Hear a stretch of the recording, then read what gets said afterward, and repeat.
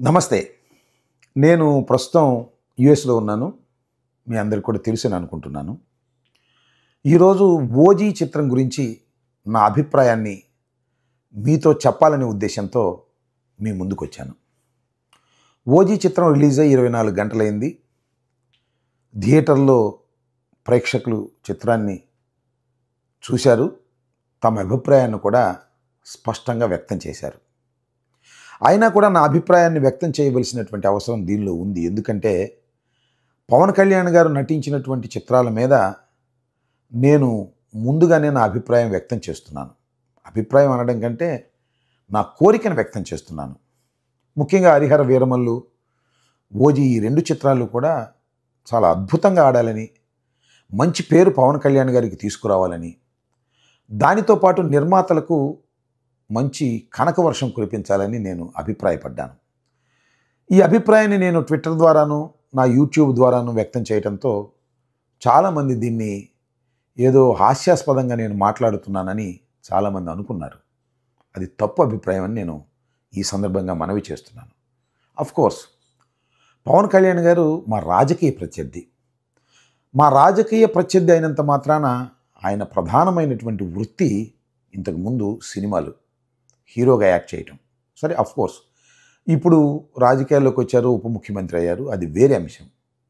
ఆయన ప్రధాన వృత్తి మీద దెబ్బ తగలాలని, ఆ వృత్తిలో ఆయన విజయం సాధించకూడదని కోరుకోవడం సమంజసం కాదనేది నా అభిప్రాయం.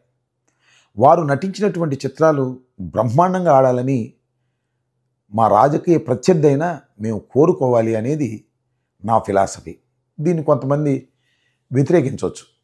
సరే, రాజకీయ ప్రత్యర్థి కాబట్టి అతనికి ఏమీ మంచి జరగకూడదు, ఎవరికైనా రాజకీయ ప్రత్యర్థులకి మంచి జరగకూడదు అని అనుకోవడం సరైనటువంటి అభిప్రాయం కాదనేది నా ఉద్దేశం. ఇవాళ 'ఓజీ' రిలీజ్ అయింది. కానీ దురదృష్టం ఏంటంటే నేను ఏదైతే కోరుకున్నానో ఆ రకంగా 'ఓజీ' ప్రజాదరణ పొందలేకపోయింది. కేవలం అభిమానులకి కొద్దిగా రుచించిన న్యూట్రల్ ప్రేక్షకులకు ఈ చిత్రం అంత బాగోలేదు అనేటువంటి అభిప్రాయం థియేటర్లో చాలా స్పష్టంగా వ్యక్తీకరిస్తున్నారు. అంటే ఈ సినిమా అనుకున్నంత స్థాయిలో విజయం సాధించలేకపోయిందనేది నిర్మోహమాటంగా చెప్పదలుచుకున్నాను.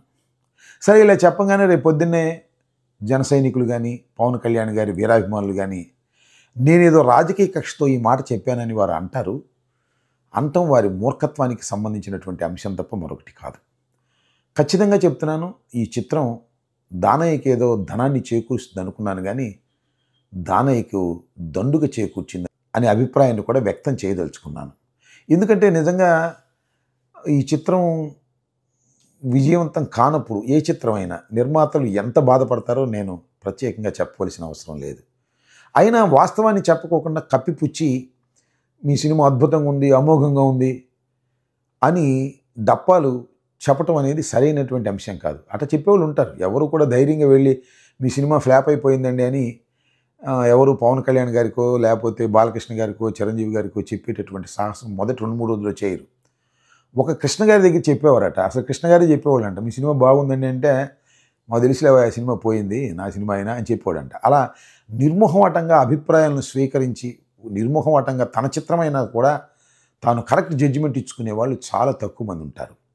కాబట్టి నేను చెప్పదలుచుకున్నది ఏంటంటే ఈ చిత్రం అనుకున్నటువంటి ఫలితాలను, విజయాలని సాధించలేకపోయింది. ఒక చిత్రం ఫెయిల్ అయినప్పుడు ఎంతమంది బాధపడతారో నాకు తెలుసు. ఆ బాధపడటం అంటే అభిమానులు కాదు. అభిమానులు వాళ్ళు బాధపడతారు, మళ్ళీ ఇంకో సినిమా కోసం ఎదురు చూస్తారు, అది వేరే అంశం. కానీ దానిలో పనిచేసినటువంటి చిన్న వర్కర్ దగ్గర నుంచి పెద్దవాళ్ళ వరకు కూడా ఆ చిత్రం మీద ఆధారపడి ఉండేవారు, చిత్రసీమలో ఉండే కార్మికులు ఎంతగా శ్రమించి చిత్రాన్ని తీస్తారు. ఏ చిత్రమైనా అది ఫెయిల్ అయినప్పుడు వారు బాధపడతారు. కాబట్టి ఈ చిత్రం ఫెయిల్ అయిందని నా అభిప్రాయం.